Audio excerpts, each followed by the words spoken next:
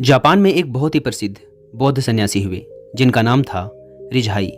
रिझाई दुनिया के शोर शराबे से दूर एक जंगल के पास एकांत में अपनी कुटिया बनाकर रहा करते थे। रिझाई की प्रसिद्धि पूरे जापान में फैली हुई थी क्योंकि वह बहुत ही बड़े ध्यानी और आत्मज्ञानी व्यक्ति थे।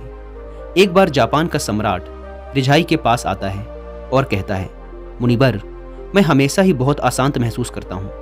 मेरे मन में एक उथल पुथल सी मची रहती है।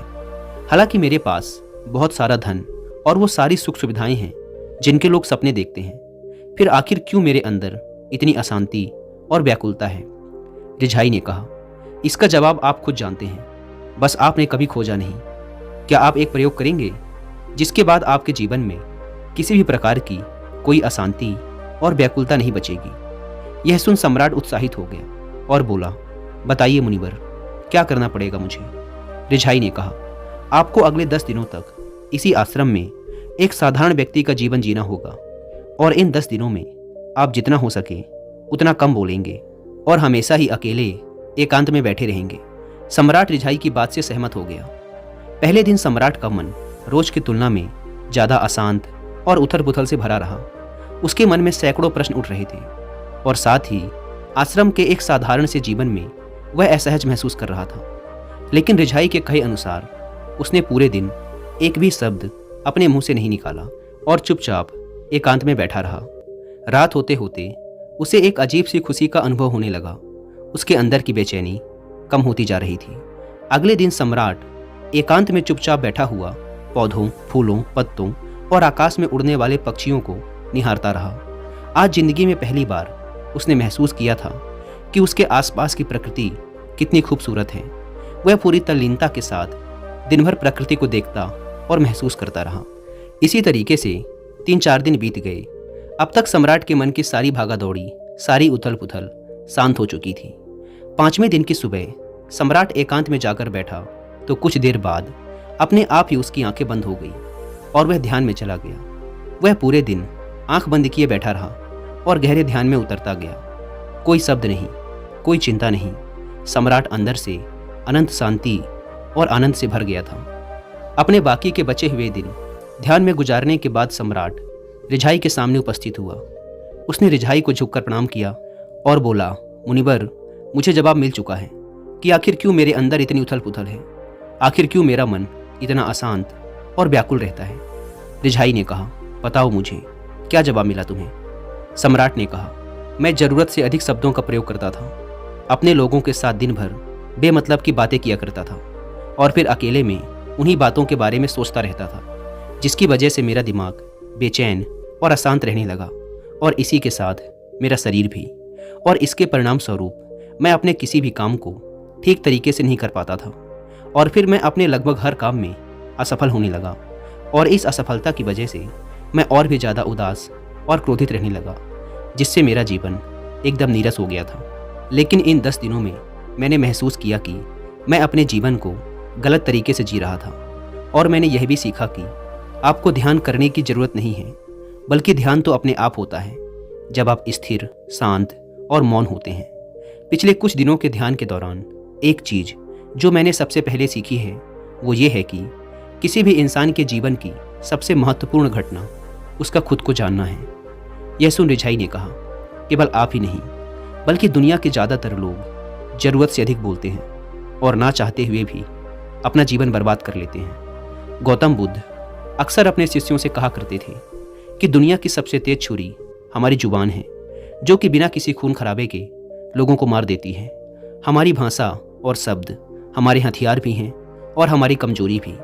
अगर सही सोच के साथ सही समय पर सही शब्दों का उपयोग किया जाए तो यह इंसान को सफल बना देता है। लेकिन अगर शब्दों का यही खेल उल्टा हो जाए तो यह इंसान की जिंदगी को नरक भी बना सकता है। एक बार गौतम बुद्ध से उनके एक शिष्य ने पूछा, गुरुदेव, आप ज़्यादातर समय मौन क्यों रहते हैं। बुद्ध ने कहा, क्योंकि मौन में मैं अपने अंदर के परमात्मा को सुन पाता हूँ। मौन खुद के भीतर उतरने की पहली सीढ़ी है। मौन हुए बिना खुद को जान पाना असंभव है। खुद को जानने और समझने की पहली शर्त यही है कि आप मौन हो जाओ। ज़्यादा बोलना दिमाग को अव्यवस्थित कर देता है, जिससे हमारे मन पर हमारा नियंत्रण समाप्त हो जाता है। जो लोग ज़्यादा बोलते हैं वो कभी भी केंद्रित नहीं हो सकते और अगर आप केंद्रित नहीं हो सकते तो आप जीवन के सत्य को नहीं समझ पाएंगे। इसके बाद रिझाई ने अपनी बात समाप्त की और सम्राट अपने महल वापस चला गया। दोस्तों, आपने भी कई बार ध्यान दिया होगा कि जो लोग ज़्यादा बोलते हैं वो अक्सर लोगों के बीच हंसी का पात्र बन जाते हैं, और जो कम बोलते हैं वो अपने शब्दों पर अडिग रहते हैं। लोग उनका सम्मान भी करते हैं और उनकी बातों पर भरोसा भी। जो ज़्यादा बोलते हैं वो अपने विचारों के भी पक्के नहीं होते, उनका दिमाग अस्थिर होता है, और एक अस्थिर दिमाग वाला इंसान किसी भी काम में सफल नहीं हो सकता। अगर एक इंसान ये जानता है कि उसे कब, कहाँ और किस बारे में बात करनी है, तो ऐसे इंसान का व्यक्तित्व बहुत ही आकर्षक बन जाता है और वो जो भी करता है उसमें सफल होता है। दोस्तों, अगर हम महान और सफल लोगों के व्यक्तित्व को थोड़ा गहराई से देखें तो पाएंगे कि ऐसे लोग जितना हो सके उतने कम शब्दों में अपनी बात समाप्त कर देते हैं और चीज़ों के बारे में बड़ी गहराई से सोचते हैं। जो ज़्यादा बोलते हैं वो अक्सर झूठ भी बोलते हैं और लोगों की बुराइयां करते हैं। इसी कारण इनके अपने लोग भी इन्हें पसंद नहीं करते और इनसे बचने की कोशिश करते हैं। हमारे भारतीय उपनिषदों में भी कहा गया है कि हमारे शब्द वास्तविक ब्रह्म शक्ति हैं। यहाँ ब्रह्म शक्ति से मतलब हमारी आंतरिक जीवन शक्ति से है। ब्रह्म का अर्थ है ज्ञान। मौन से धैर्य आता है, धैर्य से ध्यान, और ध्यान से हम अपने जीवन के प्रति जागरूक हो जाते हैं। इसीलिए अगर हम ज़्यादा बोलते हैं तो हम मौन को खो देते हैं, जो कि हमारे शांत और स्थिर जीवन का पहला आधार है। तो चलिए दोस्तों, आज से कुछ दिनों के लिए हम भी केवल ज़रूरत की बातें ही करेंगे और अपनी बातों को बहुत ही कम शब्दों में समाप्त करने की कोशिश करेंगे। वह अपने जीवन में भी मौन को स्थान देंगे, और अगर हो सके तो दिन में कुछ समय के लिए एकांत में मौन होकर बैठने की भी कोशिश करेंगे।